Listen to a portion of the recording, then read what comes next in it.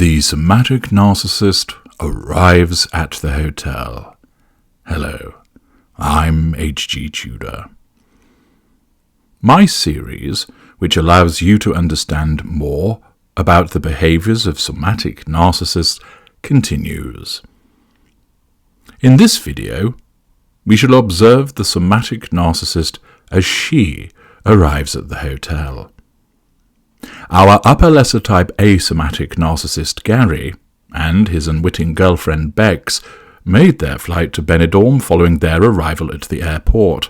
And if you have not enjoyed that particular video about the somatic narcissist goes to the airport, then I heartily recommend that you watch that video next. With Gaz and Bex somewhere up in the firmament, we turn to a different sub-school of narcissist to tie to her particular somaticism. Here we shall be observing the behaviour of Jane with a Y, who is a middle mid-range type A narcissist. This sub-school of narcissist is often rather hard to detect unless you have the trained eye, as they ostensibly present as a kind and pleasant person, at least to the outside world. They exhibit the passive aggressiveness of the middle mid-range group, but the A branch of middle mid-range is in respect of their apparent pleasantness and agreeable nature, often behaving as an overwhelming angel. Sweet and saccharine, they are individuals that pose as caring and compassionate when it's actually entirely self-serving, and the behind-the-scenes behaviour demonstrates they are not the angel they project to others. Jane and her husband Michael have arrived in a taxi. They arrived at Leonardo da Vinci Fiumicino Airport. Jane refuses, flat out refuses, to ever travel on a package holiday.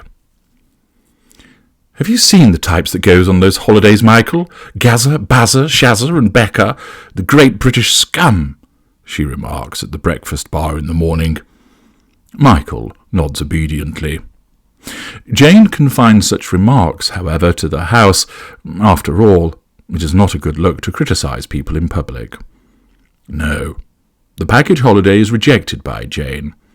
Instead, she prefers to select a place to go to based on the many reviews she has read in the Saturday and Sunday supplements, with one eye on ensuring that where she selects for a holiday for her and her husband will trump that of her family and friends when it comes to a review of everybody's summer activities once autumn arrives.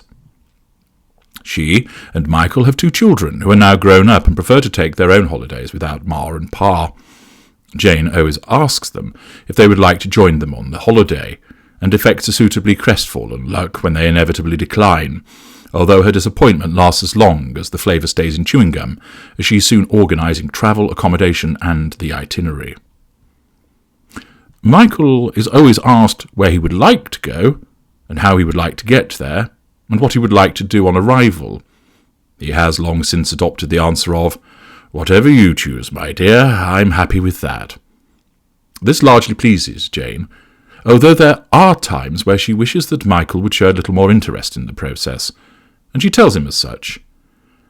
"Oh, but you have such excellent taste. Why would I choose any different?" he answers.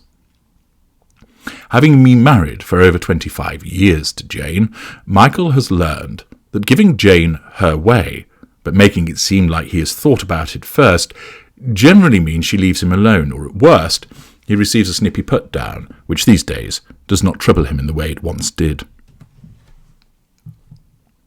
The taxi pulls in front of the Rome Cavaliere Hotel, which sits on one of Rome's 7 hills. It pulls under the canopy, the fountain to the left. Jane exits the taxi in a refined manner. She doesn't scramble out, but extends 2 of her long legs, and then pushes herself out, keeping her legs together. She regards the exterior of the hotel with a smile of approval. She wears a simple yet elegant ivory dress, pumps, and emerges from the taxi looking relaxed. A member of staff advances. "Michael, pay our driver," she announces over her shoulder, as she takes 2 steps forward towards the staff member. Jane is an attractive woman. 5'9" in height, she is naturally slim, but has maintained her slimness as a consequence of a slavish devotion to the concept of restraint. "Don't want to end up a fatty," she often remarks under her breath when offered certain foods. Michael is well used to being given the raised eyebrow when he selects something especially sweet and sugary from the dessert menu. "I won't be running around after you if you turn into a blob, Michael. In fact, I'll be long gone," she will tell him, but always at a volume that only he can hear. After all, it does not do to criticise one's spouse in front of others. Appearance matters to Jane. She is proud of her lustrous hair, her elegant choice of clothing, and her judicious application of makeup. You will never find Jane slobbing around in sweatpants and a hoodie. After all, you never know who might turn up the house, and she would rather die than be seen less than her immaculate self. Jane turns and crouches slightly, so that you can meet the gaze of the driver as Michael is passing euros to him. "Thank you so much, driver, thank you," she coos and waves at him. He nods as he takes the notes. "Welcome to the Rome Cavalieri," announces the staff member. "Why, thank you," smiles Jane, as she swivels around and returns to her full height. She is a brunette, with an impeccable bob, makeup which is understated, and a scattering of jewellery, with a mixture of Tiffany and Shayla, the latter because it is sometimes worn by the Princess of Wales. Behind Jane, Michael is unloading the luggage from the taxi. It is all Rimois, silver in colour, stylish without being in your face, and certainly not a brand you can counterfeit. Something she regularly reminds Michael when she is quietly pointing out to him the counterfeit luggage she regularly spots at the luggage carousel. She was tempted to have selected coloured wheels, but in the end decided against it, thinking it perhaps a little common.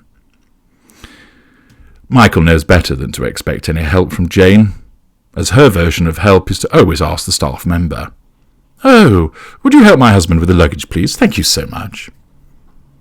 The staff member confirms that he will, and taking hold of a crown luggage cart, wheels it over to the taxi, where he assists in the unloading with Michael, as Jane assesses the hotel. It meets with her approval. She nods and takes out her iPhone, taking a picture of the fountain, taking a picture of the exterior, taking a picture of the sky, which is cornflower blue without a cloud to be had. She then takes a selfie of her smiling with the hotel entrance behind her, ensuring that the name of the hotel is prominent. She turns her attention to the men as the taxi then drives away. There is a sudden flash of irritation which crosses her face, but it is dismissed in an instant as she smiles at both Michael and the man pushing the luggage cart. "What do you think?" she asks Michael expectantly. "Looks fancy," he remarks. "Not fancy, Michael. It's high calibre. That's what I meant," he says, as he walks alongside Jane into the entrance. "I'm so excited that we'll be dining at La Pergola," remarks Jane, as she takes another picture of the entrance lobby. "Yes, you did say," replies Michael, struggling to banish the weariness from his reply. "Are you not excited?" she asks, rounding on him, but then checks herself given the presence of the luggage attendant and adds, "The red mullet with sweet pepper textures is apparently world-class." "I imagine it is. Very exciting," continues Michael, mustering a degree of enthusiasm which draws a short smirk from the luggage attendant. "3 Michelin stars," says Jane quietly, as she leans in towards Michael, as she wishes to emphasise the point without being heard to do so. "Is it? You hadn't said," remarks Michael, raising his eyebrows. "Stop it, Michael. Are you wanting to spoil this for me? I've waited all year for this, and I'm the one paying for it," she hisses, her eyes seemingly tearing slightly. I'm sorry, darling. Yes, I'm very much looking forward to dining in the restaurant with you. It sounds absolutely superb, and I'm ever so grateful we can do things like this together because of your job," he smiles. This prompts a smile in response as the trio enter into the main reception area. "Oh, isn't it beautiful?" remarks Jane, as she then takes a couple more pictures with her phone. "This way, please," announces the attendant, indicating towards one of the reception desks. Good afternoon. Welcome to the Rome Cavalieri, smiles the receptionist, a young woman who is smartly dressed in the reception uniform, her brown hair pulled into a ponytail, and her English offering the slightest hint of a Baltic accent. Hello, we have a reservation. Mr. and Mrs. Hunt, announces Jane. Certainly. 1 moment, please. The receptionist taps at a keyboard and then declares, Yes, a premium room with a view of Rome for 7 nights. Have you stayed with us before? No, this is our first time, smiles Jane. The receptionist then addresses the usual administration that takes place with a hotel stay as the luggage attendant talks with Michael. After a short time, the receptionist states the room that they are staying in, so that the luggage attendant can set off to the lifts to deliver their luggage. Jane fires off question after question towards the receptionist. How often does the shuttle bus head into the centre of Rome? What are the arrangements for reserving a lounger by the pool? Where would she recommend for lunch near the Spanish Steps? Where is the best shopping district in Rome? How long has she worked at the hotel? Oh, you're from Estonia. I've been to Tallinn, it's beautiful. Oh, you're from where? Tartu? No, I don't know that place. When does breakfast stop serving? Can she make reservations for them now in the spa? What products do they use in the spa? The spa predominantly uses La Prairie and Natura Bisse products, explains the receptionist. Oh, how simply marvellous, announces Jane. I adore La Prairie. She turns around to locate Michael, who has sat down in one of the plush armchairs dotted about the reception area. Michael, they have La Prairie in the spa, she tells him in tones as if she was announcing a presidential assassination. That's nice, answers Michael as he thumbs through a magazine that he has picked up. The white caviar pearl infusion is so good for your skin, enthuses Jane in a conspiratorial tone. See? She leans across the reception desk and thrusts her face towards a slightly taken aback receptionist. You really ought to use it, you know. You won't look as tired as you do, remarks Jane. There is no malice in her tone. She thinks she is being helpful. She always thinks she is being helpful. Oh, get the mist as well if you can. Makes you feel like angels are kissing your face, she laughs. The laugh is without warmth and sounds rehearsed to all but Jane. Jane alternates between answering the receptionist and drinking in the ostentatious interior of the hotel. Jane deposits both key cards in her purse and, having finalised the necessary paperwork, walks over to Michael. What do you think then? She asks Michael as she sits down opposite him. Interesting, isn't it? The exterior is a bit 1970s, not that attractive if you ask me, he begins to explain. Jane's expression alters from one of gleeful enthusiasm as she begins to frown, and she opens her mouth as to speak. Michael recognises what is about to happen and continues to speak regardless. However, when you get inside, it is completely different.